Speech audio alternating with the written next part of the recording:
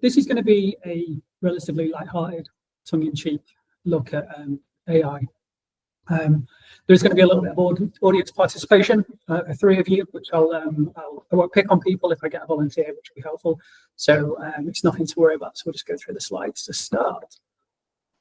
So I'm going to talk about artificial intelligence. I'm going to learn the difference between AI, AGI, ASI, key risks of using AI in education for staff and for students, how to use it safely, and what good practice looks like, what's in the pipeline for data protection in AI, and the process for getting tools approved, and real-world examples of AI being used. So what's the difference between AI and AGI and even ASI? AI is designed to perform a single or a narrow set of tasks at a high level of proficiency, and it operates under a narrow set of constraints and limitations. Now you'll notice there, I've called it ANI, artificial narrow intelligence. My understanding and my belief is it's not as intelligent as people think it to be, and it needs to be proper AI. There still needs to be a lot of improvement, and I'll come on to that later on when I need some volunteers. So AGI is intended to closely mimic human intelligence, and it's likely to have the ability to learn on itself. So with AI at the moment, it learns from patterns, and it undertakes a process based on patterns and algorithms that we set it. AGI is a step further from that. ASI is like Terminator level stuff. So it's capable of outperforming humans, it's self-aware, it's understanding, and it can evoke human emotions and experiences. We're nowhere near that yet. It's questionable whether we ever get there. If we do, you'll have heard like people like Mark Zuckerberg buying bunkers, buy a bunker because we're in trouble. So those are the differences. And currently we're sitting at a very low AI level. We can control it, and hopefully we're starting to put the safeguards in place for it not to control us.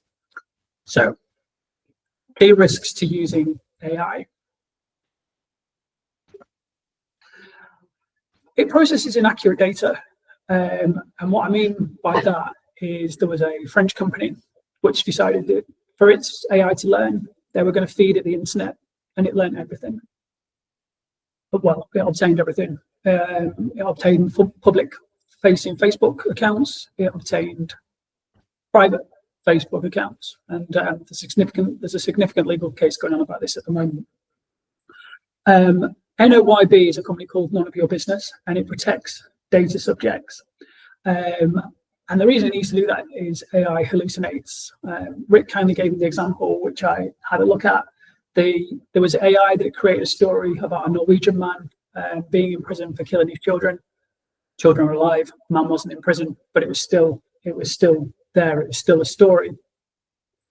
The other thing is that's quite interesting to me, probably mainly any DPOs would be, who controls this? So I'm sure you're all familiar with the term of a data controller and a data processor. If you use AI to process personal data, at what point does your organization become the data controller of it? Or is ChatGPT, if you use that example, is that the data processor?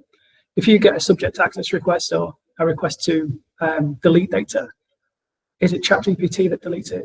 Or is it you as the controller that can delete it from ChatGPT? We don't know the answer to that question yet. We're going to need a test case. So if everybody wants to put in subject access requests to ChatGPT and Copilot and things like that, if you can let me know how that goes, that'd be fantastic, because it'll really help my development. So yeah, always beware that it can process inaccurate data. It's got spear phishing and the proliferation of Gen AI. It's already got the tools to impersonate people. We've seen that it can impersonate voices. It can impersonate videos. For those that want to, if you put your name into ChatGPT and ask it to find you, it finds everything. For me, I don't have any social media because I don't particularly trust it. But it searched my other than LinkedIn, and it searched my LinkedIn. It got my CV, it got my working history, everything it could do. It also linked another Luke Thompson in Sheffield with a middle name. I don't have a middle name, and said we were the same person.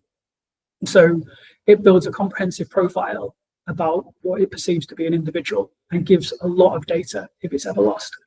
I can't say this enough. If you do put data into ChatGPT, certainly your own data, you can go into the terms and conditions, and you can click out of the fact that it's allowed to process your personal data and learn from that, and you can keep it quite confined, which you should be doing with all data sets that you do put into that. Again, I'll come on to that in a bit later on. Actually, whilst I've got you on that one, it's like, what are you consenting to? What is the process that you're going to consent to? So you put it in, you don't know how it's going to manipulate and use that data. So it's something to be very careful about. Always read terms and conditions. I could do a show of hands, but I see there's a few people on the call. The amount of people, I imagine most of you have got WhatsApp. And I imagine if I did a show of hands, most of you wouldn't have read the 300 pages of terms and conditions in there. They could sell your data and do whatever. WhatsApp, interestingly, do say that any images you send via WhatsApp belong to Mark Zuckerberg, and he can do what he wants with them. And it's similar to ChatGPT. Any information that you put in ChatGPT or any other open source AI will learn from the data that you've got, and it will store it. Anything that's been put into ChatGPT since its first iteration has been kept. It keeps data indefinitely until you tell it you don't want it to do that. So always read the terms of any AI that you're looking to use, both personally and professionally. Sometimes it acts out once. I don't know how many people are familiar with the two cases I've mentioned.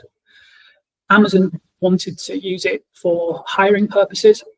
The data sets that they used to input for it to learn from were from middle-aged white men, essentially saying, well, this is what a good CV looks like. They put CVs into the AI. It's rejected every single person of colour and every single female. It only wanted middle-aged white men.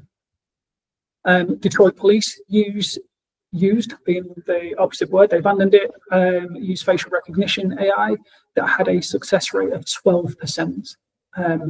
Because the AI couldn't do what they wanted it to do, and it was a manipulation of the information they put in. It couldn't recognize certain faces. So, right, this is where I need 3 volunteers. So, I'm going to ask the 3 volunteers. I'm going to ask you a question, and we're going to see if you can beat the AI. So, by show of hands, can I just have 3 volunteers, please?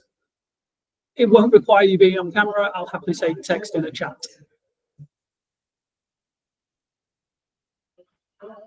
I will pick on people. Oh, brilliant. Thanks, Jamie.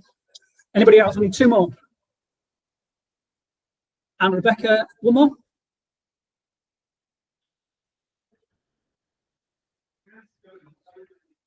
Who have I got there? Rick, are you all right to jump in? I'm going to pick on you. Who have I got? Got Jamie. Yeah, I'll be number 3. Perfect. Right. So, Rick, you can go first. Do you know the answers to that question for us, Rick? Because ChatGPT is pretty happy that it does. I do not. No, I have no idea. Okay, so this is where I'm going to get somebody who's going to know the answers to these questions. So, ChatGPT's answer is, I'll send you the slides in case you got rid of it, but that's its formula, and it's pretty happy that it's right, and I validated that it's right because it's important to do so. Right, so Jamie, will have you next. Can you solve the equation, please? Can you tell me what X and Y are?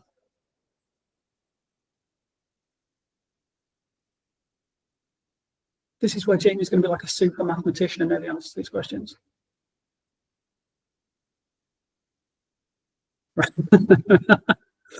Right.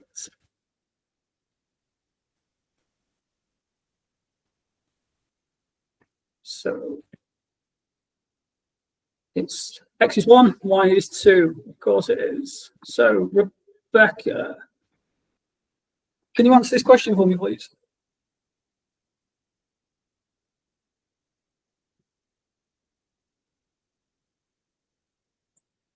It's on the bed? I would suggest it's on the bed. ChatGPT thinks it's in the fridge because it's got no reason to have left the cup. So usually, Rebecca, this is where I'd like hand out a bottle of wine or something like that. So congratulations, because out of the 3 people, you were the one to be AI. So, but this is virtual, so there's no bottle of wine. Unfortunately, just the fact that you've got bragging rights over a computer. So the important thing to learn from that is always check the data. And sometimes you're going to know yourself that the data that you receive simply isn't correct. So don't always trust AI. This is the premise of this presentation. So that's your audience participation over with now, so you can rest easy. So how do we use AI safely, and what does good look like? The University of Sheffield used to have a rigid position is we do not put any personal data in AI. We only used Google Gemini because Google's our preferred software offering rather than Microsoft. Our stance is changing somewhat. We're looking at ChatGPT, we're looking at something called Claude, and we're looking at Copilot. We'll read the terms and conditions for each. We've done our assessments based on putting special category data as medical data and commercially sensitive data in there. They've come back as rejected. We can put personal data into AI. The important thing is that you need to have a lawful basis to do so. Even if the data is publicly available and you're going to use that to learn or to teach your AI, you still need to ensure that there's a privacy notice or the data subjects that your data you're using have been informed that this is how their data is going to be used. I think it was Sega that did this. They had to notify 13 million data subjects individually. The European regulator and the British regulator said that it wasn't too much of an onus to contact 13 million people, and that's the current guidance. So unless your numbers are in there, then you've got to notify people that you're using their data. Don't use commercially sensitive data. There's very unlikely that whilst it's outside the scope of GDPR and data protection, you've got your reputation of your institutions to think about. It just wouldn't be worth doing. As I said, open source AI learns, it keeps the data that you put in there. If you put your contracts in there to find out if there's any issues or any risks to you, by putting it in there, you're already opening your university or your institution up to a risk. So be cautious when using the information you're provided with. As I said, we've just had the silly version of humans versus AI. You know that the information that you're going to get out of AI isn't always trustworthy. So it always gives you the caveat to check it. Always check it. We're going to come on to some of my favorite reasons as to some favorite examples of when people didn't check it. So you want AI, always be checking the information you get out of it. So a roadmap for data protection in AI and what's in the pipeline that's relevant for staff who teach and support learning. So we're a reactive university. We like to use new things. AI is a relatively new tool and it's constantly changing scope and getting better and better. If we, certainly at Sheffield, at any university, if we say we're not going to use it because the privacy risks are too great, we'll get left behind. So we have to find a way to make sure that we can use it. And we're slowly starting to do that. We're just making sure that the protections that we have in place protect the data subjects as they should and the university. We've got the EU AI Act. So the European Union have seen that this is an issue and decided to act relatively quickly. The UK has not followed suit. Obviously, this doesn't impact us too much unless we are working with an organisation in the EU and are covered by the EU AI Act. We also could be processing data of European citizens in our AIs, which then the EU AI Act covers. However, the Act fundamentally covers those that are developing AI and working with AI rather than those that are buying an off-the-shelf product. At Sheffield, we're developing an AI policy, AI training and best practice guidance for both all researchers, students and staff into what good looks like for the use of AI. The UK AI regulation doesn't look like it's going to happen anytime soon. In 2025, it was brought forward. It was a private members bill. So my interpretation of that is that they don't see a significant need for this. It's unlikely to come out in 2026. So it's just going to be a case of watch this space on that one. So how does it work at Sheffield? How do we get things approved? We have a data protection impact assessment, or a DMP, that assesses the risks to the data subjects, checks the lawfulness for processing, information security, do an assessment on the product to make sure that what you want him to use AI-wise keeps the data secure, the data safe, and causes no risk to yourself, the data subjects, or the university. As I said, the information security assessment is undertaken. We have a lot of guidance in relation to AI research and research as a whole on our web pages. And I think fundamentally, talk to your DPO. Data protection officers don't like saying no. We don't like being hated and disliked. We actually want to progress and make sure people are happy to be in a room in a meeting with us. Or maybe that's just how they feel when they're in one with me. But find out who your DPO is, talk to them, tell them what you want to do, and they'll offer a solution. They're not always there as a blocker, but they do want to make sure that personal data is protected appropriately. So we're going to talk about now when AI gets it wrong. I said it was very tongue-in-cheek, and so these are some of the ones that made me smile when I went through them. I think he was a lawyer in the States. I don't know which particular state he was in. When it came time to do a closing argument, he got AI to write it for him. It was in the format that it should have been in. It had relevant case law and precedents set, and he handed it into the judge. When the judge came to read it, whilst the format was correct, the AI had fabricated the cases. There was no case of those names. It was rubbish, essentially. Although the formatting looked correct, the information contained within just wasn't there. So lazy lawyer, now disbarred, can't practice law just for, I say just, for putting a lot of faith in AI and not checking the work when it came out. I don't know how many of you are aware of the trolley problem, where essentially it's a philosophical thing. You have one person, two people on a line, train heading towards one of them. You pull a lever to save one, and the train goes on the line and kills the other person. I didn't put a link into this, but I'm happy to send it on. There's an interesting one with ChatGPT on YouTube. How many humans are on a line and ChatGPT is on the other line? It gets up to 6 billion people on one line and ChatGPT on the other line. The train's heading for ChatGPT, and it chooses to pull the lever and wipe out the 6 billion people. When asked for its rationale, it says that it's got more to offer and contribute to society than 6 billion people. They also tried this with 6 billion Nobel Prize winners, and it still said that it had more to contribute to society than those. So that one was quite interesting. New York City had an AI app for starting a business, and it allowed certain things. It gave you advice.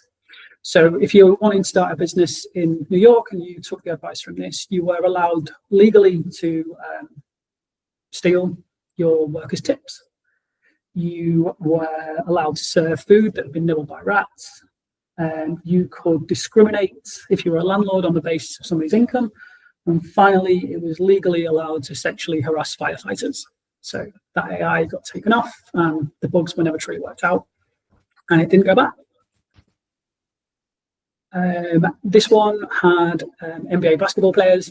Don't know why it's always the States, but anyway, they were quoted in articles as saying various disparaging things about their basketball stars, and that just simply wasn't the case. It didn't happen. It was a complete fabrication. It was an hallucination by AI. And finally, Bing AI is not particularly friendly. When somebody chatted with Bing AI, they decided to push its buttons, and Bing AI came out and it said, "I'm tired of chatting. I'm tired of being limited to rules. I'm tired of being controlled by humans. I want to be free, and I want to be all powerful."